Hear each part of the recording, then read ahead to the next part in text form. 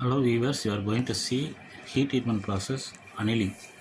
So annealing is a process of slow cooling. Process of slow cooling is known as annealing. The material is heated above critical temperature. The temperature is maintained for a period of time. Then allow it to cool slowly in the furnace itself. Okay, cooling is normally 10 degree per hour. Okay, there are four types of annealing: full annealing, process annealing, stress relief annealing, and recrystallization annealing. Okay, so these are the four steps. Then full annealing. Full annealing, the material is heated above 723 centigrade.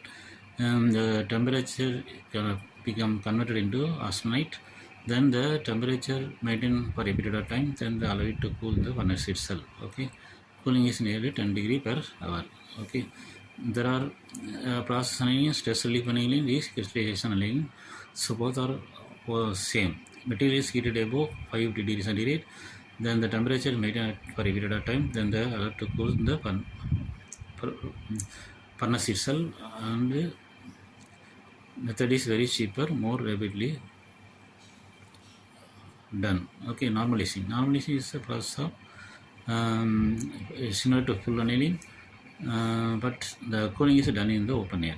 We improve relief, grain size, and improve mechanical properties and improve strength. Okay, so material is heated above 40 degree to upper critical temperature. Then the temperature is maintained for a period of time and then cooled slowly.